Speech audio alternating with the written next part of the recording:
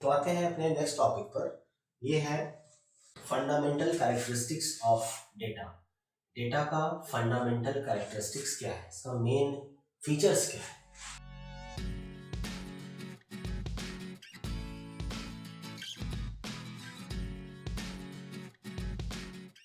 Sorry, the fundamental features characteristic क्या है data. तो सबसे पहला ये है कि the data should be numerical. So data should be numerical. Statistics में जो भी डेटा होता है, जिस भी डेटा के बारे में हम लोग पढ़ रहे होते हैं, क्योंकि बिना डेटा के तो स्टैटिस्टिक्स कंप्लीट ही नहीं होने जा रहा है, तो जो भी डेटा होगा वो डेटा न्यूमेरिकल होना चाहिए। न्यूमेरिकल होना चाहिए का मतलब क्या है कि ये data which is of two types, one is qualitative and one is quantitative. तो न्यूमेरिकल होने का मतलब है इट शुड बी क्वांटिटेटिव, इसका अपना एक न्यूमेरिकल वैल्यू होना चाहिए, ठीक है। सेकंड क्या है कैरेक्टरिस्टिक डेटा का, कि no qualitative data is accepted. कोई भी क्वालिटेटिव डेटा जो होगा वो एक्सेप्ट नहीं किया जाएगा। मतलब हम लोग स्टैटिस्टिक्स में कोई भी क्वालिटेटिव डेटा के बारे में नहीं पढ़ते।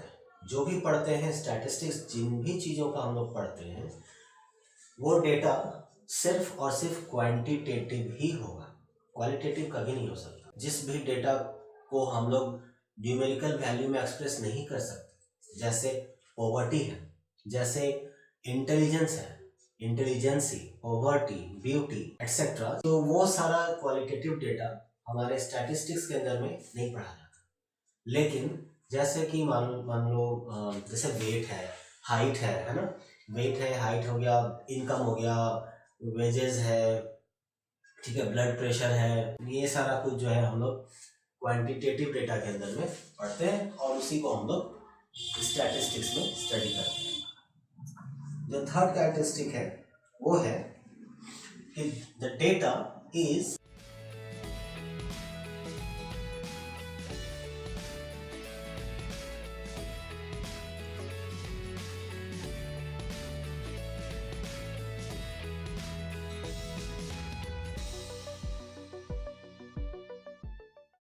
मतलब जो भी डेटा है, जो भी क्वांटिटेटिव डेटा है, क्वालिटेटिव नहीं, जो भी क्वांटिटेटिव डेटा है वो सब एग्रीगेट ऑफ फैक्ट्स है। बहुत सारे फैक्ट्स को लेंगे तब जाकर के वो उसका एग्रीगेशन होगा, तो उसको ही हम लोग स्टडी करने लगे। यही उसका कैरेक्टरिस्टिक फीचर है। कोई एक सिंगल ऑब्जर्वेशन है वो हमारा डेटा नहीं बनेगा। जैसे किसी क्लास में किसी लड़के का या किसी लड़की का एक मार्क्स आया है, उस सिंगल मार्क्स को लेकर के, उस सिंगल बॉय के और गर्ल के मार्क्स को लेकर के हम लोग एवरेज नहीं बता सकते हैं कि उसका इतना नंबर है तो सबका इतना नंबर हो गया।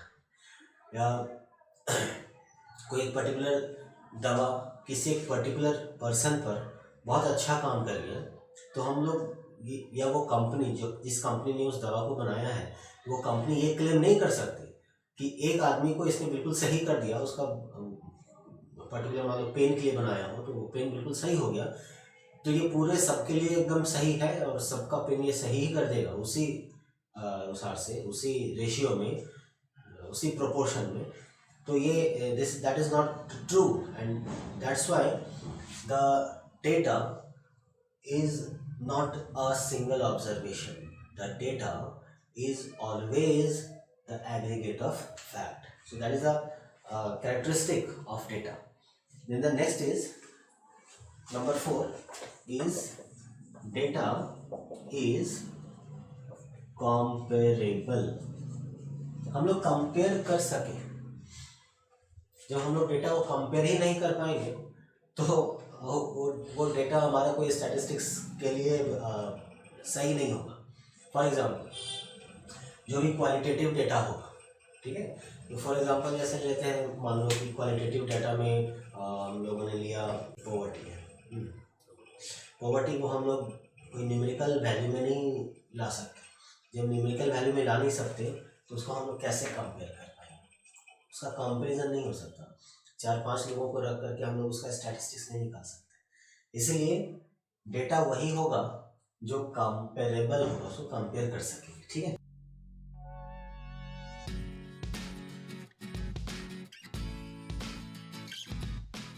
ऐसा नहीं होता कि स्टैटिस्टिक्स जो भी बन गया एकदम मतलब एकदम सही है, बिल्कुल एकदम सही हो गया। नहीं, स्टैटिस्टिक्स के बहुत सारे लिमिटेशंस हैं। क्या क्या लिमिटेशन है? सबसे पहला लिमिटेशन ये है,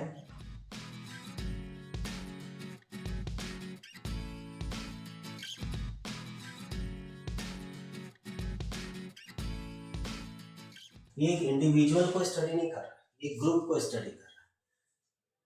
तो अगर इंडिविजुअल के बारे में देखें तो ग्रुप का जो इंफॉर्मेशन होगा वो हो सकता है किसी पर्टिकुलर इंडिविजुअल पर ना हो। जैसे देखें 5 मार्क्स एंड 10 मार्क्स, इसका एवरेज निकाल लिए 7.5 मार्क्स, ये तो एवरेज निकल गया। एवरेज निकला तो ये कहाँ सही रहा? 5 मार्क्स जो लाया है वो उसको 7.5 कह रहे हैं, और जो बेचारा 10 मार्क्स लाया है उसको भी 7.5 कह दे रहे हैं। मतलब उस पूरे पॉपुलेशन को हम लोग एक ही में उसको कंपेयर कर दे रहे हैं। तो it deals with group and not individual. This is the very first limitation of statistics.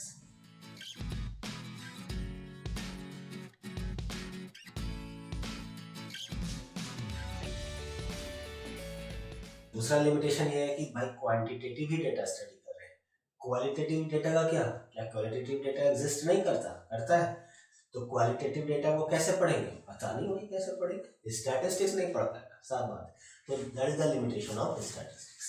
Number 3,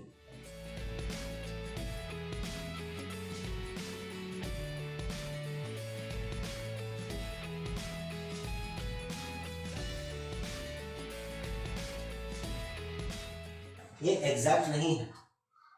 कहाँ एग्जैक्ट? जो 5 मार्क्स पर था वो 7.5 पहुंच गया, जो 10 में था 7.5 पहुंच गया। नहीं होता ऐसा कि मान लो physics, chemistry, bio, English and suppose economics, ये 5 सब्जेक्ट में मार्क्स, ठीक है, बोर्ड एग्जाम में 12th में कितने आए? आउट ऑफ 100 प्रैक्टिकल और थ्योरी मिला करके। फिजिक्स में आया सपोज 70, केमिस्ट्री में आ गया कितना ले लें, केमिस्ट्री में आ गया मान लो 75, बायो में आ गया 90, बायो सब्जेक्ट है, बायो में 90, इंग्लिश में आया, बहुत वीक है इंग्लिश में, बहुत कमजोर है इंग्लिश में, ग्रामर मिस्टेक हो जाता है, तो इंग्लिश में आया मान लो 65 है, बहुत कम आया। इकोनॉमिक्स में यार बहुत करना था, गड़बड़ आ गया मामला, इकोनॉमिक्स में और कम आ गया यार 50। ठीक, परसेंटाइल कैसे निकालते हैं? तो क्या बोले, इन सबको कैलकुलेट कर लें। ये भी 100 नंबर का था, ये भी 100 नंबर का था, ये भी 100 नंबर का था, ये भी 100 नंबर का था, और ये भी 100 नंबर का था। तो टोटल कितने हो गए? 1 2 3 4 5, यानी 500। ठीक है ना? और इनको ऐड कर ले तो कितना हो जाएगा? 5 5 10, 5 5 जो हाथ में 1, 7 7 14,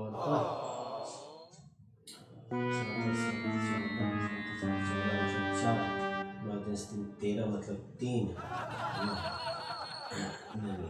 5 5 10 जीरो हाथ में 1, 7 7 14 15, 5 9 5 10 4 7 4 6 4 10, और ये 5 1 2 3 और 4, यानी 450 आ गया या 450 आ गया।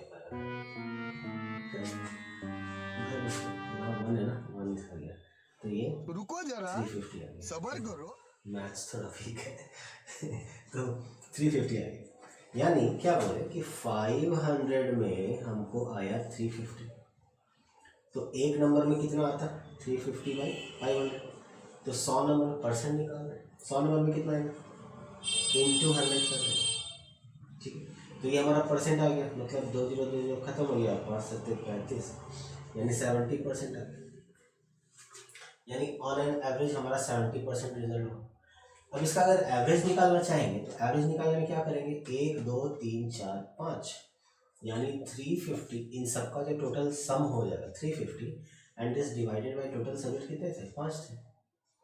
ठीक है, ऐसा क्यों किए, इसलिए किए क्योंकि 350, ऐसा क्यों किए, ऐसा इसलिए किए कि 5 सब्जेक्ट में मार्क्स आया 350, तो एक सब्जेक्ट में मार्क्स कितना आएगा, तो 350 बाई 5 करेंगे, 5 सत्ते 35 70।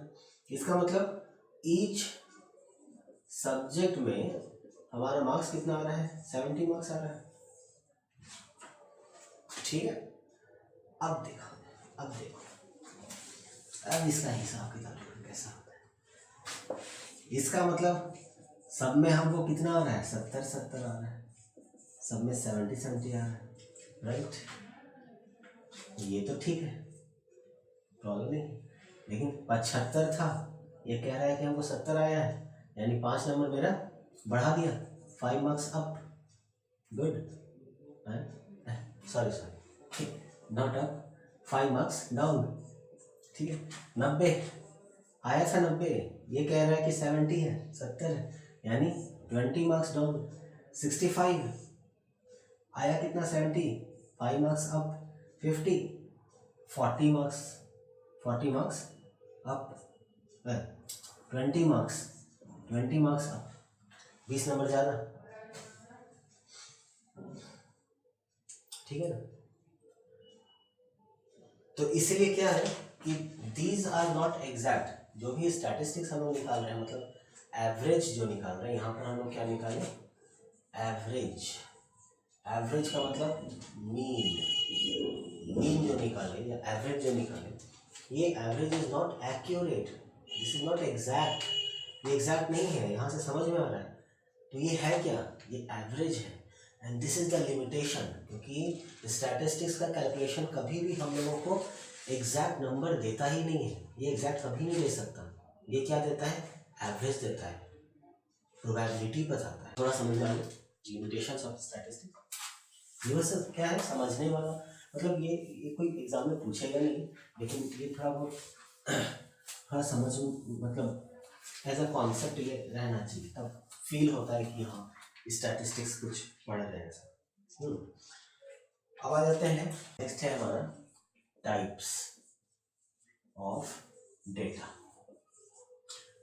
डेटा का कितने टाइप्स हैं, तो कहते हैं कि डेटा हमारा 2 टाइप्स का है, एक कहलाता है हमारा प्राइमरी डेटा और दूसरा कहलाता है सेकेंडरी डेटा। ठीक है, primary data and secondary data.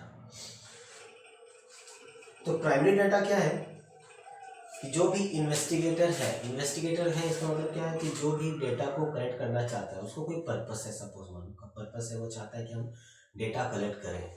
ठीक है ना, तो जो भी इन्वेस्टिगेटर है, so if data collected by investigator himself are called primary data, and if data collected by someone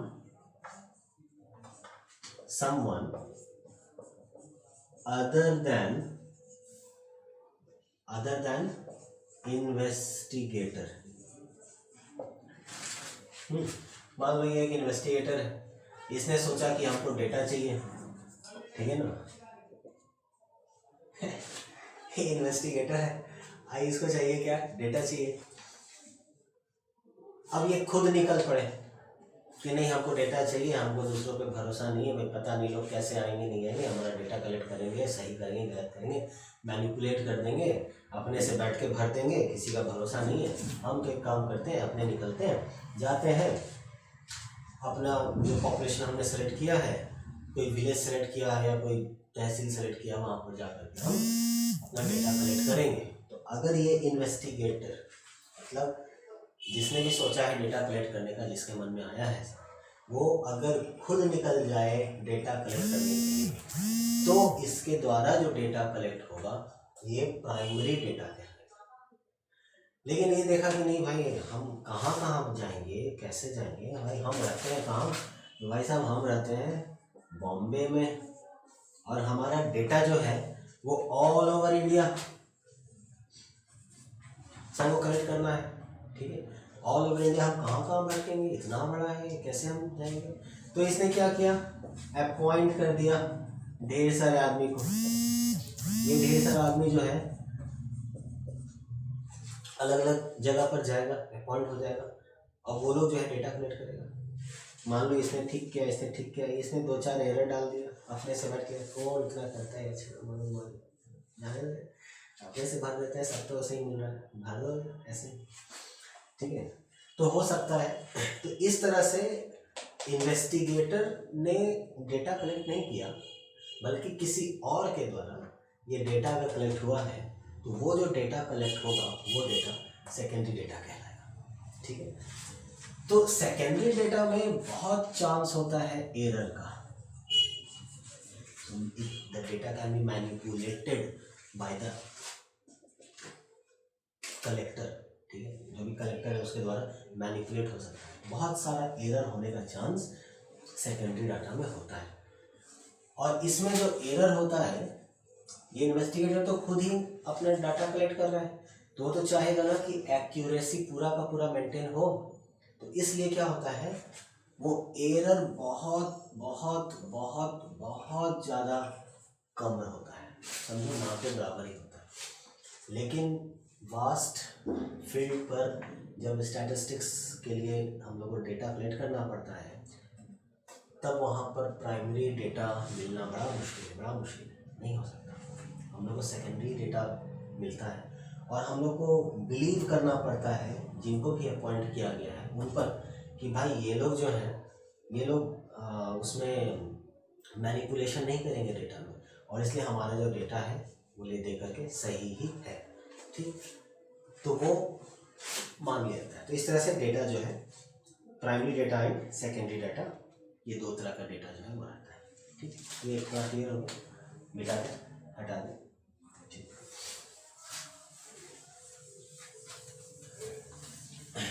तो किसने डेटा को कलेक्ट किया है उसके अकॉर्डिंगली डेटा दो तरह का हो गया।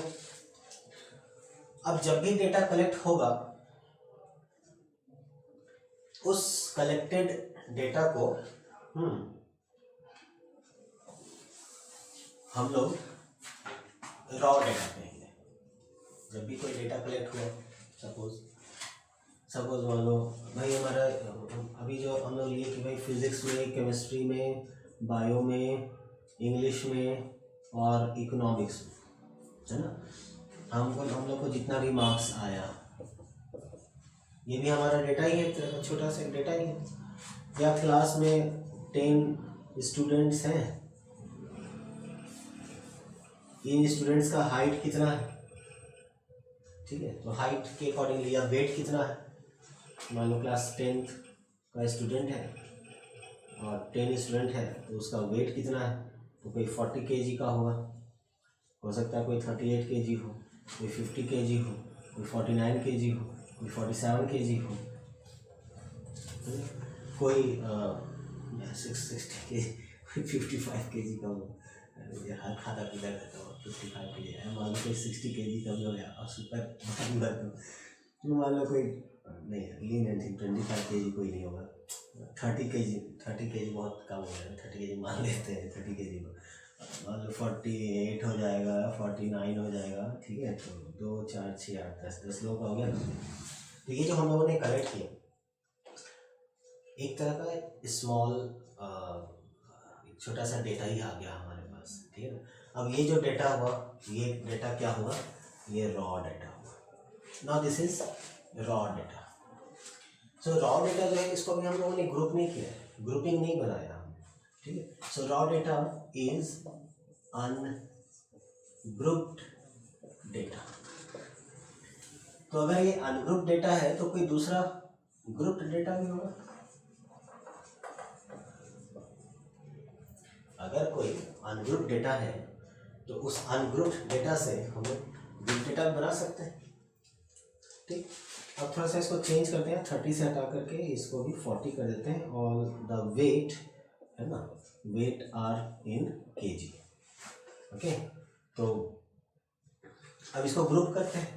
तो सबसे छोटा कौन सा हमारे पास 38 है, तो 38 लिखे। उसके बाद कितना है, 38 के बाद 48 है, 40 के बाद 48 है, 48 के बाद 49 है, यहाँ 47 भी है। ठीक है, 40 हो गया, 48 हो गया, 47 हो गया, 38 हो गया, 40 हो गया, 3 4 5 है ना। उसके बाद कौन आएगा, 48 49 हो गया। कैसे लगा गया, 38 लिए ना, 38 40 47 48 देन 49 49 है, 2 बार है। तो हम लोग क्या करते हैं, ये कितनी बार है, 38 एक बार है, 40 कितनी बार है, 40 2 बार है, 47 कितनी बार है, 47 एक बार है, 48 कितनी बार है, 48 एक बार है, 49 केजी कितने लोगों का है, कितने स्टूडेंट्स का है, 2 स्टूडेंट्स का है। देन और कौन है, 50 केजी कितने स्टूडेंट्स का है, एक स्टूडेंट का है। और कोई है 55 कितने का है, एक स्टूडेंट का है। देन 60 कितने का है, हमारा एक स्टूडेंट का। हो गया 2 3 4 5 6 7 8 9 10। टोटल नंबर ऑफ स्टूडेंट कितने हो गए हमारे, 10 स्टूडेंट्स हो गए। तो ये भी एक तरह का टैबुलेशन हो गया, हमने इसको टैबुलेट कर दिया। हमने क्या किया, इसको एक्चुअली अरेंज कर दिया, अरेंज कर लिया इसको, अरेंज कर लिया। खैर ये बन गया ग्रुप डेटा। और भी ग्रुपिंग होता है, आगे देखेंगे। तो इस तरह से हमारा ग्रुप डेटा समझ में आ गया। ठीक है, थोड़ा सा क्लियर है। आगे जब न्यूमेरिकल्स बनाएंगे ना तो और क्लियर हो जाएगा। मिटा दें। अब आते हैं कुछ टर्मिनोलॉजी और जो इससे रिलेटेड है। अब एग्जैक्ट हम लोग टर्मिनोलॉजी में एंटर कर रहे हैं, है ना। तो पहला आता है द एरे। एरे स्टैटिस्टिक्स में एरे का मतलब क्या हुआ कि अरेंजमेंट ऑफ, यहाँ पर देख क्या चल arrangement of raw numerical data in ascending or descending order of magnitude। जब भी किसी भी रॉ न्यूमेरिकल डाटा को, जैसे अभी हम लोग रॉ न्यूमेरिकल डाटा को अरेंज किए, ठीक है, जब भी किसी रॉ न्यूमेरिकल डाटा को हम लोग या तो असेंडिंग ऑर्डर में, असेंडिंग का मतलब छोटा से बड़ा की तरफ अरेंज करें, या फिर डिसेंडिंग ऑर्डर में, डिसेंडिंग मतलब ऊपर से नीचे, मतलब बड़ा से छोटा की तरफ अगर अरेंज करें, तो वो जो अरेंजमेंट हमारा बना उसी अरेंजमेंट को हम लोग एरे कहते हैं। ठीक है, तो एरे जो है इम्पॉर्टेंट होता है।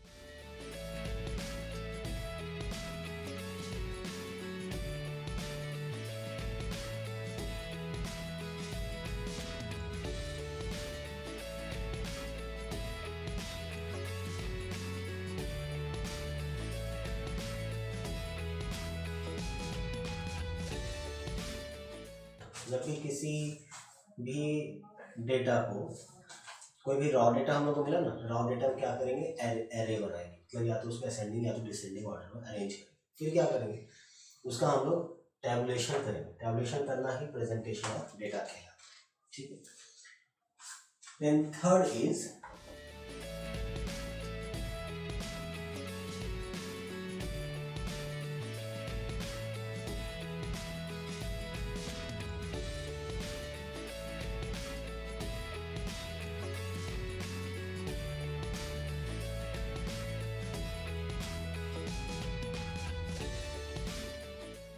FI, small FI।